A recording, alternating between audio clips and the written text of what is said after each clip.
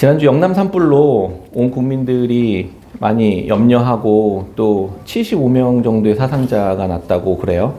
누군가 시작한 그 잘못, 그 작은 실수 아닌 의도인지 알 수 없지만 그 작은 불이 바람을 타고 온 산을 다 태우고 나중에는 헬기와 소방대가 출동해도 손을 쓸 수 없는 상황까지 그렇게 커져버린 것들을 보면서 참 참담하고 참 이 작은 불씨 하나가 정말 너무 큰 피해를 우리에게 주는구나. 많은 사람들의 생명을 앗아가기도 하고 서울 면적의 80%에 달하는 산림이 불에 타버렸다고 하더라고요, 이번에.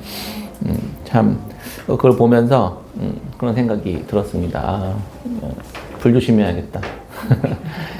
작은 실수 하나가 공동체 전체에 엄청나게 막대한 피해를 주기도 하는 거구나, 이런 생각을 했습니다. 거짓 교사들과 거짓 선지자들이 아름답게 꾸며진 교회 공동체 안에 들어와서 거짓과 속임과 유혹과 미혹 가운데 작은 불을 내고 계속되는 그런 식의 영적인 방화로 공동체가 손쓸 수 없이 망가지고 더럽혀지고 불에 타며 파괴되는 모습과 오버랩되면서 이렇게 좀 생각해보는 시간이었습니다. 지금까지 우리는 거짓 교사와 거짓 선지자들이 예수 그리스도께서 가져오신 교회 안에 주신 그 영원한 생명과 삼위 하나님과의 그 사귐과 아름다운 그 하나됨을 계속해서 파괴하고 망가뜨리고 또 깨트리고 분열시켜가고 하는 것들을 살펴보았습니다. 지난주에 유다는 그런 그들의 활동들로부터 우리 자신을 어떻게 지킬 수 있는지 6가지 전략에 대해서 함께 살펴보았습니다.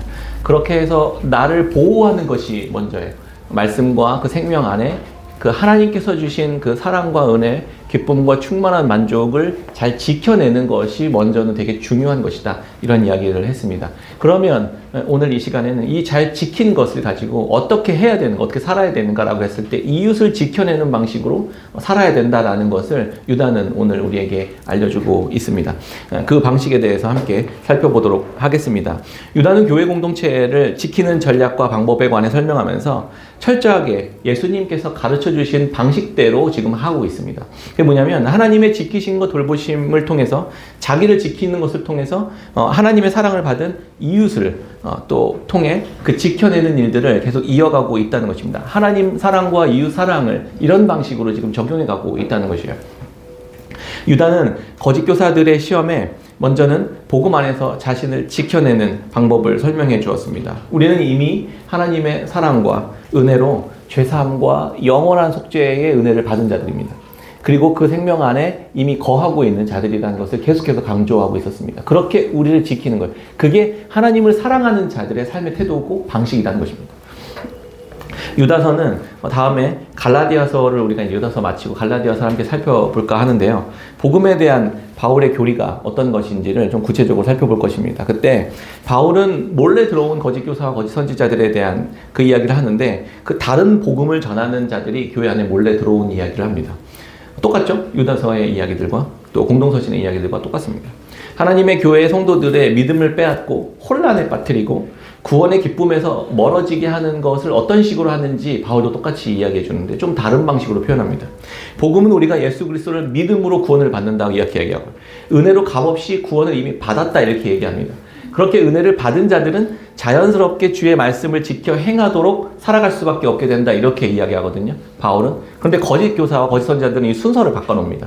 어떻게 하냐면 예수 그리스도를 믿으십시오. 그리고 열심히 무언가 말씀을 순종하십시오. 그래야 구원 얻을 수 있습니다. 이렇게 얘기한다고요. 뭔가 비슷한 것 같죠? 그런데 전혀 다릅니다. 아주 작은 차이예요. 앞에 있는 순서와 뒤에 있는 순서를 바꿔놓으면 이 복음이 우리 안에서 깨어지는 경험들을 하게 된다는 것입니다. 거짓 교사와 거짓 선지자들은 이 순서를 잠깐 바꿈으로 인해서 복음의 능력들을 우리로 하여금 우리에게서 빼앗아가는 일들을 행하고 있다는 것입니다. 앞으로 또 계속해서 갈라디아서 말씀을 통해서 이 복음의 방식에 대한 이야기들을 계속 나누도록 하겠습니다. 그런데 영생을 얻기 위해서 예수님께 그 율법사들이 와서 물어보잖아요. 하나님 어떻게 하면 주의 나라 영원한 생명에 갈 수 있겠습니까? 이렇게 물어봅니다. 구원을 받기 위해서 어떻게 해야 됩니까? 질문에 신명기 6장 말씀을 이야기하시면서 하나님을 사랑하는 것입니다. 이렇게 이야기하고 또 이웃을 사랑하는 것입니다. 이렇게 얘기하지 않습니까? 그대로 행하면 되는 것이다. 이렇게 이야기했습니다. 그러니까 하나님을 사랑하고 이웃을 사랑하고 그것을 행하면 구원 얻는 것입니까? 이게 아니라는 거예요. 그게 아니라 예수님께서 가르치신 방식은 하나님을 사랑한다는 것. 그것은 이미 우리가 그리스도 안에서 그 은혜, 믿음으로 구원을 받았다는 것이고, 그 구원을 받은 자들은 자연스럽게 이웃 사랑으로 이어지고 그 삶을 살아갈 수밖에 없게 된다는 이야기죠. 그런데 이거 하나님을 사랑하고 이웃을 사랑하면 우리가 구원을 받는다 이렇게 얘기한다는 거예요. 헷갈리시나요? 네, 이게 계속해서 거짓 교사와 거짓 선지자들이 우리를 계속 혼란에 빠뜨리도록 하는, 그런데 이게 작은 차이 같지만 전혀 다른 삶의 패턴을 만들어낸다는 것입니다. 하나님 사랑과 이웃 사랑이라는 이 10계명의 율법의 핵심적인 정신과 가르침을 예수님께서는 우리에게 알려주셨습니다. 그러면서 결국 이 삶이 어떤 모습으로 드러나냐면 십자가 지는 삶으로 드러나게 된다는 것을 예수님께서 십자가에서 보여주셨습니다. 하나님을 사랑하는 것과 이웃을 사랑하는 것은 결국 십자가에서 그렇게 드러나게 된다는 것이죠. 우리가 그러면 가야 할 길은 결국엔 십자가를 향해 가는 길. 하나님을 사랑하는 것은 이웃을 사랑하는 것이고 그 삶은 십자가를 지는 삶으로 드러나고 나타내게 될 것이다 라는 것을 이야기해 줬다는 것입니다. 유다는 이 십자가의 원리를 통해서 우리를 지키시는 이 방법이 삼위 하나님의 사랑을 가르쳐 줬고, 먼저 그것을 가르쳐 주었고, 이웃을 지키는 방법으로 또 이웃을 사랑하는 방법을 지금 알려주고 있다는 것입니다. 오늘 그러면 세 가지 그 이웃을 지키는 그 전략과 방법에 대해서 같이 함께 나눠보도록 하겠습니다. 유다서 1장 22절입니다. 같이 한번 22절, 23절 한번 읽어보겠습니다. 같이 읽겠습니다. 시작. 어떤 의심하는 자들을 긍휼히 여기라. 또 어떤 자를 불에서 끌어내어 구원하라. 또 어떤 자를 그 육체로 더럽힌 옷까지도 미워하되 두려움으로 긍휼히 여기라. 아멘. 이 본문 말씀을 통해서 거짓 교사들의 시험에 의해 피해를 입은 이웃들의 특징들을 세 가지로 살펴볼 수 있습니다. 첫 번째는 의심하는 자들을 긍휼히 여기라 이렇게 말씀합니다. 두 번째는 불에서 끌어내라 이렇게 이야기하고요. 세 번째는 육체로 더럽혀진 옷을 미워하면서 그럼에도 불쌍히 여기고 두려워하라는 것입니다. 그냥 이 말씀만 들으면 무슨 말인지 잘 모르니까 우리 한번 하나씩 살펴보도록 하겠습니다. 그 전에 이 세 가지 전부 다 안에 흐르는 방식이 있습니다. 마음이 있습니다. 긍휼입니다. 긍휼히 여기라. 거짓 교사들에 의해 복음을 상실하고 거짓과 음란과 타락의 자리로 떨어진 그 이웃들을 향해 우리의 기본적인 마음과 생각과 심령의 중심에는 긍휼이 있어야 된다고 계속해서 강조하고 있습니다. 유다는 지금껏 거짓 교사에 대해서는 엄청 혹독하게 이야기했습니다. 이 자들은 생각 없는 짐승 같고 육적이고 성령도 없는 가짜들이며 캄캄한 흑암에 영원히 갇혀서 그렇게 심판이 이미 결정된 자들이라고 혹독하게 이야기하죠. 그러나 그들에 의해 피해를 입은 이웃들, 하나님의 양떼들, 그들을 엄청난 예수 그리스도의 긍휼의 마음으로 지금 대하고 있다는 것을 볼 수 있습니다.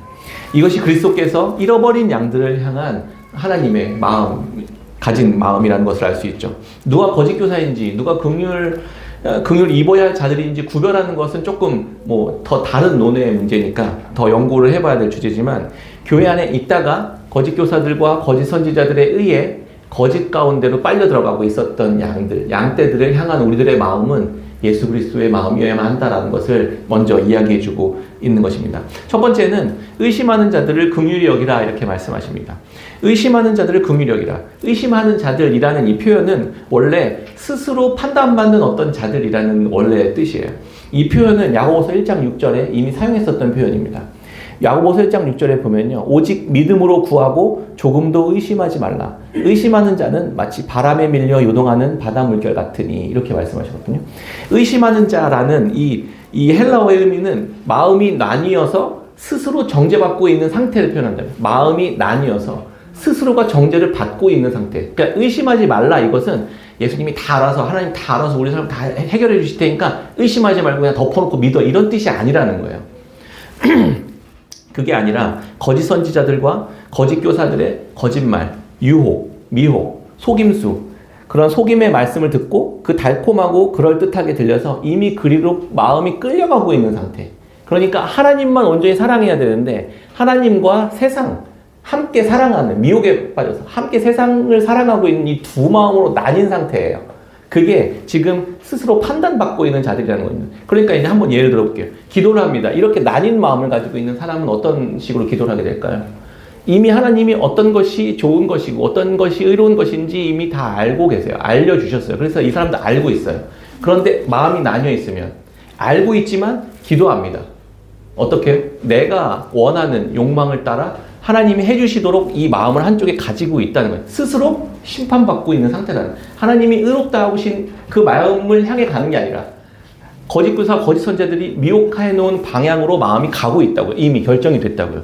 그러면 내 삶은 어디로 가고 있는 겁니까? 죄와 사망을 향해 가고 있는 겁니다. 이미 결정 난 거예요. 이렇게 한마디로 하나님을 앞에 두고도 내가 기뻐하는 선택, 내가 따라가고자 하는 마음의 끌림을 향해 가고 있는 그 상태, 내가 욕구와 욕망을 향해 내가 선택하기로 이미 마음을 결정을 한 그 상태를 말한다는 것입니다. 이게 의심하는 자의 의미예요. 그래서 스스로 자신이 판단을 이미 받았다고 이야기하는 것입니다.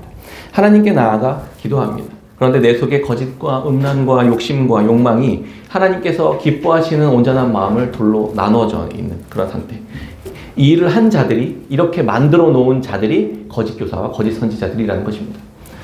욥기를 묵상하고 있죠. 욥은 하나님 앞에서 온전하게 행했던 사람이에요. 하나님을 진심으로 사랑했던 사람입니다. 하나님께서 기뻐하신 일을 행했습니다.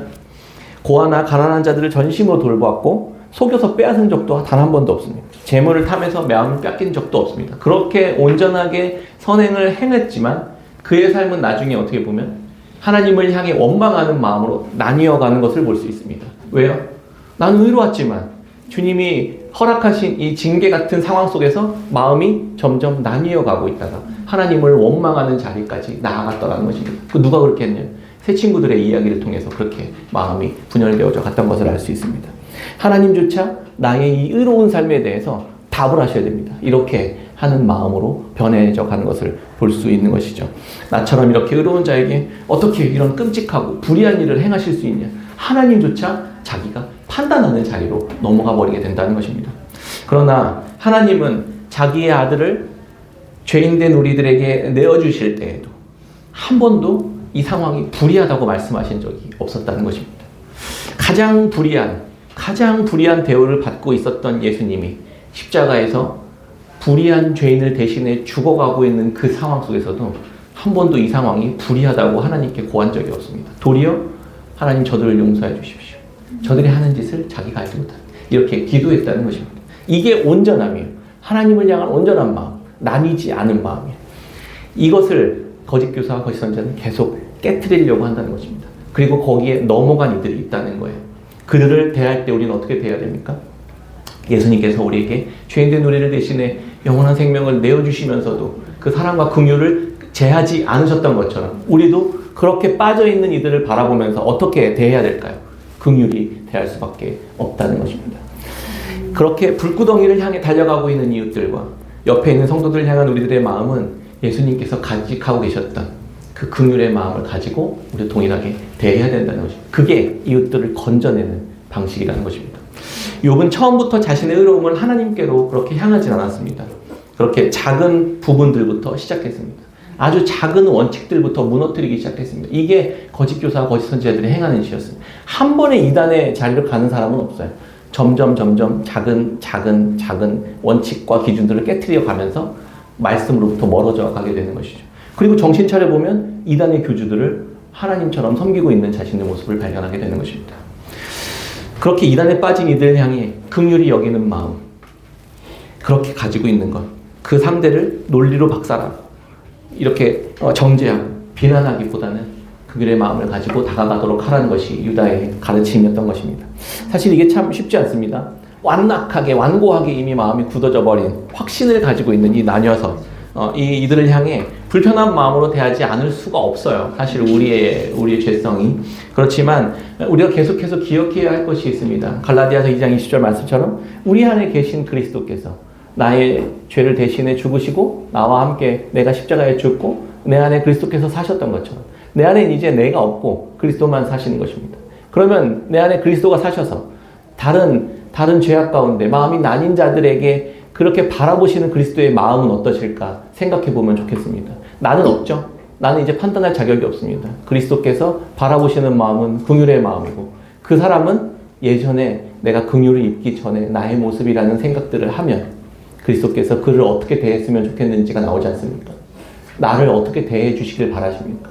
그냥 아무런 조건 없이 나에게 의롭다 하시는 그 예수님의 하나님의 그 칭의를 내가 기대하고 있지 않습니까? 내가 기대하는 대로 내가 그렇게 이웃을 향해 대하는 그 방식으로만 이웃을 예수님께로 다시 건져낼 수 있다는 것을 우리로 하여금 알려주고 있는 것입니다. 두 번째 전략은 시험 중에 있는 자를 건져내라 이렇게 말씀하십니다. 불에서 끌어내어 구원하라 이렇게 말해줍니다. 시험 중에 있는 자를 건져내라. 불에서 건져낸다는 것은 시험에 빠져 있는 자들을 건져내라 이런 뜻이라는 것이에요.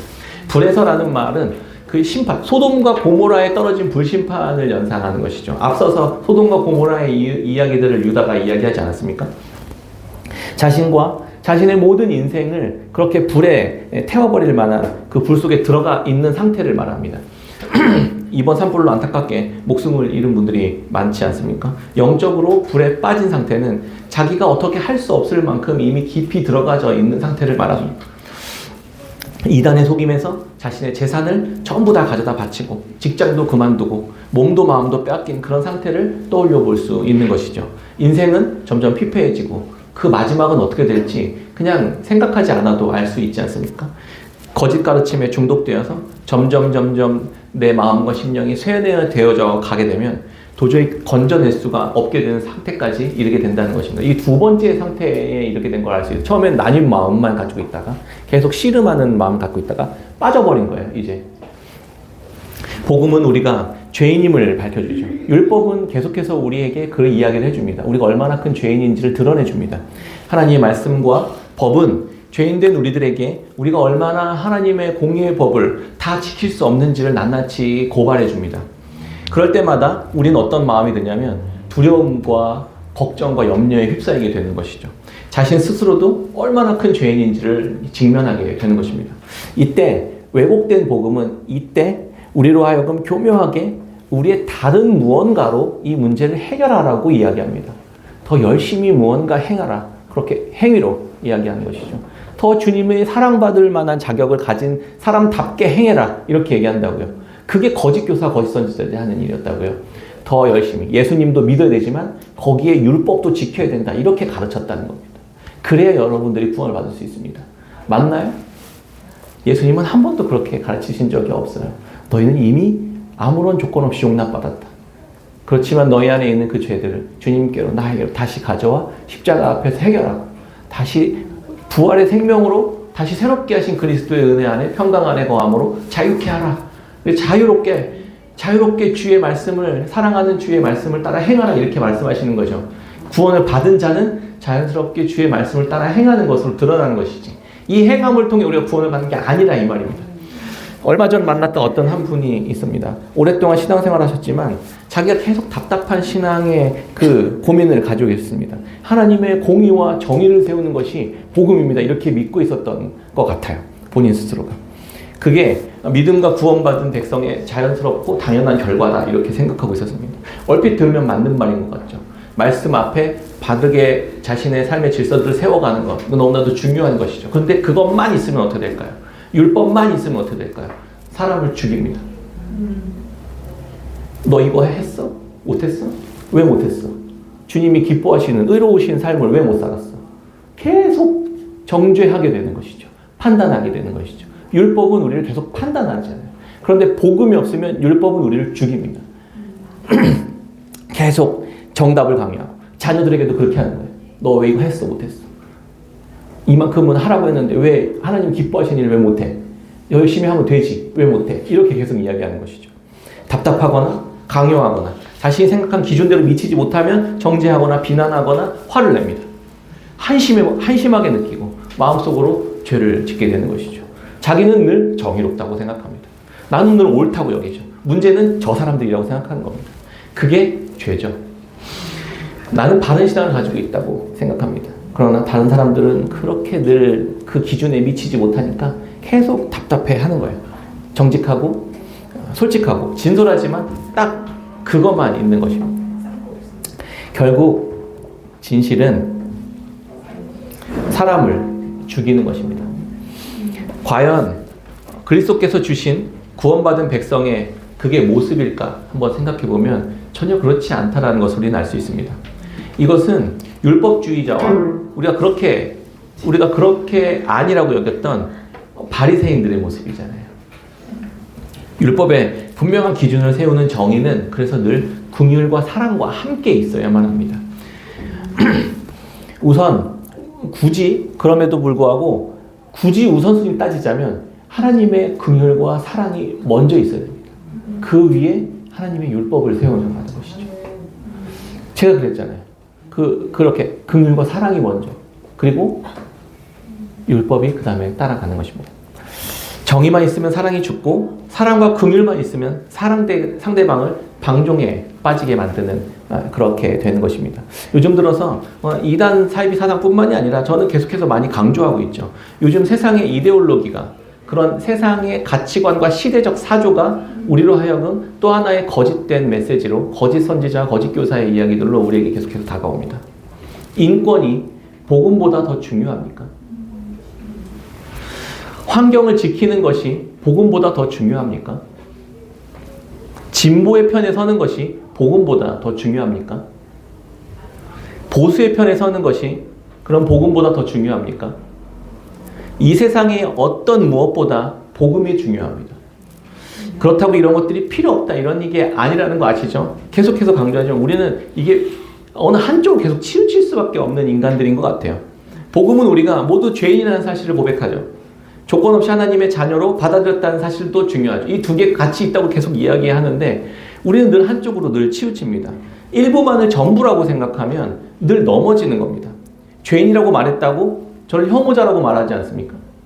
당신은 죄인입니다. 우리 모두 죄인입니다. 그럼 당신은 인권을 무시하고 내가 기분 나쁘게 하니까 당신이 혐오자입니다. 이렇게 받아들인다고요. 그리고 거꾸로 그러면 하나님의 사랑이 중요합니다. 하나님의 그냥 조건 없이 다 용납하셨습니다. 그러면 우리 개판도 살아도 되는 겁니까? 이렇게 이야기한다고요. 그거 아니잖아요. 우리가 뭔가 잘못 이해한 것입니다. 총리 탄핵이 기각되었다고 야당의 대표가 무죄를 받았다고 불이한 결과들이라고 분노하고 계십니까? 그 모습을 보면서 우리가 복음으로부터 얼마나 멀어져 있는지를 늘 생각해 봐야 된다는 것입니다. 내가 생각하고 있는 이 복음이 내가 중요하다고 여기는 가치보다, 세상에서 중요하다고 여기는 가치보다 앞에 있는지 뒤에 있는지 늘 점검해 봐야만 한다는 것입니다. 우리를 계속해서 복음으로부터 멀어지도록 하는 그 어떤 것도 다른 복음이 될 수 있다는 것을 우리로 하여금 기억해야만 할 것입니다. 사랑은 때로는 사랑하는 사람으로부터 빼앗아야 할 때가 있어요. 잘못된 복음을 믿고 그대로 살아가고 있는 이들을 향한 사랑은 잘못된 복음에서 건져내는 것이 사랑일 수 있는 것입니다. 과거에 폰지 사기에 연루되었던 어떤 한 교회 장로님의 이야기를 들은 적이 있습니다. 아무도 모르는 획기적인 제품의 투자라고 이렇게 이야기합니다. 투자만 하면 월 10% 이자를 준다. 이런 게 여러분들 월 10% 이자 제가 드리겠습니다. 그러면은 투자하십시오. 이러면은 하시겠습니까? 하실 겁니까? 그러면 안 된다는 거예요. 왜냐하면 월 10%의 수익을 준다 그러면 1,000만 원을 맡기면 매월 얼마를 주는 거예요? 100만 원을 준다는 거잖아요. 1,000만 원 맡기면 매월 100만 원 주는데 실제로 1,000만 원 맡겼더니 매월 100만 원씩 들어오는 거예요. 그런데 한 달, 두 달, 6달, 1년 들어와요. 그럼 1년 하면 얼마죠? 1,200만 원이 들어오는 거잖아요. 원금 빼고 남았잖아요. 그러면 다음에 어떻게 하시겠습니까? 그렇죠. 이제 전세금 빼는 거예요. 1년을 1,200만 원, 이 거짓 교사들은 1,200만 원 투자하면 전세금을 또 가져올 수 있습니다. 그럼 어떻게 돼? 그 다음에 전세금 했는데 또 들어와. 그 다음에 어떻게 될까요? 이제 사돈의 팔촌들 다 끌어들이는 거예요. 그리고 나서 내가 만약에 1억 넣었다면 월 1,000만 원씩 들어오는 거야? 10억을 넣으면 1억씩 들어오는 거야? 이 생각을 하지 않겠습니까? 어느 순간 와르르 무너지는 거예요. 내가 냈던 돈 나눠서 저한테 다시 주는 거예요. 그런데 내 눈앞에 10%씩 진짜 들어오는 일부의 시간들만 딱 경험하게 하잖아요. 그러면 사람은 눈이 돌아가는 거예요. 뭔가 가려져 버려요. 한번 생각해 보세요. 은행이 연 5% 이자를 주는 데가 많지 않습니다. 연이요, 연. 연 10%도 아니고 월 10%는 애초부터 연이율 120%의 수익률이라는 거거든요. 애초에 그런 건 지구상에 존재하지 않습니다. 그런 게 있으면 진짜 저한테 알려주세요. 그렇게 좋은 게 있으면 여러분한테 왜 알려주겠습니까, 그걸. 네. 몇 개월 진짜 들어오는 그 거짓말 앞에 이단을 향해 가는 자들이나 사기에 걸려 넘어지는 자들, 이데올로기에 사로잡혀서 극단으로 치우치는 자들이나 이 세상의 것들을 사랑해서 말씀과 그리스도보다 더 마음이 빼앗겨서 살아가는 이들이나 모두 불 가운데서 끌어내야만 할 자들이라는 것입니다. 깨닫게 해야 되는 것이죠. 이들은 단순히 불쌍히 여기는 데에서 그치는 게 아니라 끌어내야 된다고요. 이미 많은 부분 피해를 입었을 가능성이 큽니다. 다른 사람들에게 피해를 주었을지도 모릅니다. 그럼에도 강제로 끌어내야만 합니다. 뜯어 말려야 되는 것이죠. 그게 사랑입니다. 사랑하는 자들이 불 가운데로 들어가면 끄집어내고 구원해내는 것이 우리의 태도 아니겠습니까? 때로는 단호함과 완고한 태도들이 필요할 수가 있습니다. 때로는 상대방의 마음과 감정이 상할 때도 있을 수 있습니다. 그렇지만 사랑한다면 하는 것이죠. 그 길을 가야만 하는 것입니다. 그래서 하나님께서 우리에게 죄인이라는 사실을 직면시키는 이유가 거기에 있습니다. 불편하지만 힘들지만 죄 가운데 있음을 드러나게 하시고 다시 그리스도의 은혜 가운데로 초대하시기 위해 우리를 드러내시는 거라는 것을. 그래서 우리가 지적하기 위한 목적이 아니라 상대방을 그곳으로부터 건져내서 그리스도의 은혜와 그리스도의 복음 가운데 다시 초대하기 위해 우리가 그 길을 가야 된다는 것을 우리는 기억해야만 하는 것이죠. 이것이 이웃을 지키는 두 번째 사랑의 방법입니다. 세 번째는 더러워진 자의 경우에는 미워하라, 두려워하라, 불쌍히 여기라 이렇게 말씀하십니다. 거짓 교사, 거짓 선지자들에 의한 피해가 점점 심각해지는 것이죠. 뒤로 갈수록 점점 심각해지는 것이 느껴지죠. 처음엔 마음이 나뉘고 그 안에 들어가 있고 근데 그 이후에는 아예 그 안에서 자리를 잡고 살아가고 있다는 것이에요. 거짓 교사, 거짓 선지자들에 의한 피해가 심각해집니다. 야고보서 1장 14절에 오직 각 사람이 시험을 받는 것은 자기 욕심에 끌려 미혹됨이니 욕심이 잉태한 즉 죄를 낳고 죄가 장성한 즉 사망을 낳느니라 이렇게 말씀합니다. 우리가 시험을 받는 것은 한 방에 되는 게 아니라 점진적으로 이어져 간다는 것을 보여요. 이게 마치 생명이 잉태해서 자녀를 낳는 과정이랑 굉장히 비슷하게 설명합니다. 죄에서 욕심이 죄를 낳고 죄가 장성하여 사망을 낳는다 이렇게 얘기하잖아요. 하나님의 말씀의 복음이 우리 안에 자리를 잡고 우리가 의의 삶을 살고 영원한 생명의 삶을 살아내는 것처럼 거꾸로 죄의 삶도 욕심이 잉태하여 죄를 낳고 죄가 장성하면 사망이 쑥 튀어나오는 거예요. 그게 무언가를 낳는 방식으로 지금 설명하고 있다는 것입니다. 무언가 우리의 삶이 계속해서 자라가고 그리고 사망을 낳는 과정 속에 가는데 이제는 죄를 낳는 자리에서 뿐만 아니라 사망을 향해 가고 있는 세 번째 단계를 이야기하고 있는 것입니다. 세 번째 이웃을 지키는 전략은 그래서 미워하라입니다. 미워하라. 원래 여기서 이미 두 마음이 아니라 불 가운데 오랫동안 머물러 있는 그 상태에 있는 자들을 설명하고 표현하고 있습니다. 이들을 육체로 더럽혀진 옷 이렇게 표현해요. 육체로 더럽혀진 옷을 입고 있는 자 이렇게 표현합니다. 이게 무슨 의미일까요? 이 옷이라는 단어는 겉옷이 아니라 속옷이라는 의미라고 해요. 그래서 더럽혀진이라는 단어의 원어에는 오점들이라는 뜻이 있습니다. 오점들. 지난번에 오점들을 했었죠. 거짓 교사, 거짓 선지자들이 공동체 안에 생명의 코이노니 안에서 오점들의 짓을 하고 있다 이런 이야기를 하잖아요. 그게 암초라는 뜻이고 위험이라는 뜻이라는 것도 있었다고 이야기했었죠. 그러니까 이걸 합치면 이 단어를 조합하면 한마디로 똥으로 더럽혀진 속옷을 입고 있는 상태를 떠올려 볼 수 있는 것이죠.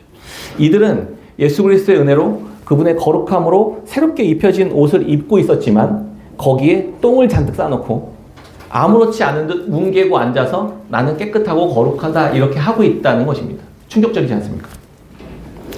탐욕과 방탕과 음란과 속임수 그에 따른 세상과 그 세상에 속한 죄악된 삶 육체로 더럽혀진 옷을 입고 그게 배설물처럼 여기는 것들 그것들이 내 그리스도께서 우리를 거룩하게 하신 그 옷을 더럽힌 상태로 입고 교회 공동체 안에 앉아 있는 것입니다. 이제 거짓 교사, 거짓자들의 모습과 동일해져 있는 모습을 볼 수 있는 것이죠. 우리는 이렇게 공동체를 더럽히고 주의 거룩한 만찬을 망치고 있는 그 현실을 우리는 어떻게 대해야 될까 생각해 봐야 합니다. 그래서 유다는 먼저 미워하라 이렇게 얘기합니다. 무엇을 미워하라고 하는 걸까? 미움은 나쁜 것이죠. 예수님과 어울리지 않는 것처럼 보이죠. 그렇지만 밖에서 놀다가 들어온 아이들 온몸이 더러워져 있는 상태로 그 상태로 밥을 먹이는 부모는 없습니다. 그 상태로 피곤하니까 들어가서 이불 속에 들어가서 자라고 하는 부모는 없습니다. 무언가 분리시켜야 될 것들이 있는 것이죠. 더럽혀져 있는 것들 그것을 깨끗이 하는 것이 먼저라는 것입니다. 너 더러워졌어. 그러니까 씻어야 해라고 말해야 된다는 것입니다. 그 더럽게 하는 것, 너를 더럽게 하는 것, 너뿐만이 아니라 우리 집안 전체를 더럽게 하는 것, 우리 건강을 다 해치는 것을 미워하는 것입니다. 그래서 깨끗하게 씻어야만 한다는 것이죠. 마찬가지로 음란과 탐욕과 욕망과 욕심과 자기 중심성으로 가득해져 있는 우리들, 그것을 미워야 한다는 것입니다. 죄를 미워하다가 그런데 경계가 될 것이 있는 것이죠. 죄를 미워하다가 죄인까지 미워하거나 죄인을 사랑하려고 하다가 죄까지 사랑해버리는 일을 하면 안 된다는 것입니다. 이걸 구별해서 생각하는 것이죠.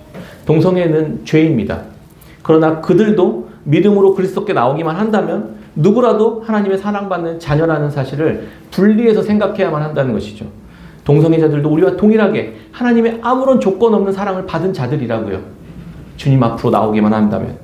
그렇다고 해서 동성애가 죄가 아닌 게 아니라고요. 그건 죄라고요. 그리고 동시에 미움도, 우리 안에 있는 원망도, 살인도, 탐욕도, 음란도, 중독도, 왜곡된 음식과 욕심과 욕망도 동성애와 완전히 다를 바 없는 동일한 죄라고요. 우리 안에. 그러니까 그거로부터 자유로운 사람이 계십니까? 누가 감히 동성애가 더 큰 죄라고 이야기할 수 있겠습니까? 그렇다고 해서 우리의 미움과 살인과 탐욕과 음란과 중독과 왜곡된 욕심과 욕망이 죄가 아닌 게 아니라고요. 그것도 똑같은 죄라는 것을 우리가 기억해야만 한다는 것입니다. 두 번째는 긍휼히 여기라 이렇게 말합니다. 죄인을 미워하는 것이 아니라 긍휼히 여길 수 있어야만 합니다. 아까도 계속 이야기했지만 먼저 우리가 하나님의 아들의 용서와 복음을 받은 자들로서 그렇게 감히 누가 다른 이웃들을 바라보면서 긍휼히 여기지 않을 수 있겠습니까? 우리는 날마다 예수 그리스도 십자가에서 보이신 긍휼대로 그것을 입은 자들이잖아요. 우리도 속옷에 늘 똥을 싸놓고는 아무렇지 않은 듯 성찬의 자리에 앉아 공동체를 더럽히고 방해하고 회방하고 있는 자들이라는 것을 늘 기억해야만 합니다. 그래야 긍휼히 여기는 마음들이 우리 안에 나옵니다. 왜? 그런 나를 긍휼히 여기신 그리스도의 사랑이 그들을 긍휼히 여긴다는 것을 기억할 수 있게 되기 때문입니다. 우리가 거룩한 그리스도의 매일매일 그 십자가의 은혜로 깨끗함을 입고 다시 새롭게 함을 입고 거룩한 옷으로 그리스도의 옷으로 갈아입혀 주신 그 사랑을 받은 자라는 사실을 기억할 때 우리는 그렇게 긍휼할 수 있게 되는 것입니다. 마지막으로는 두려워하라는 것입니다. 뭘 두려워하라는 걸까요? 우리가 쉽게 정죄하고 판단하는 자들이라는 것을 두려워해야 한다는 것입니다. 갈라디아서 6장 1절에 형제들아 사람이 만일 무슨 범죄한 일이 드러나거든 신령한 너희는 온유한 심령으로 그러한 자를 바로잡고 너 자신을 살펴보아 너도 시험을 받을까 두려워하라. 너도 시험을 받을까 두려워하라고 말씀하고 있는 것입니다. 옆에 있는 형제 자매의 범죄한 일 앞에서 온유한 심령으로 그것을 바로잡아야 합니다. 쉽지 않지만 바로잡아야 합니다. 그렇지만 동시에 우리 안에서 일어나고 있는 그들을 향한 정죄하는 마음으로부터 우리는 깨트려야만 하는 것을 보아야 된다는 것이죠. 내가 심판하려고 하는 마음들 두려워해야 한다는 것입니다. 하나님만 심판하실 수 있는 분이라는 사실을 기억해야만 한다는 것입니다. 심판을 하려고 하는 게 아니라 그가 죄로부터 돌이키도록 하는 것이 목적이라는 것을 우리는 기억해야만 한다는 것입니다.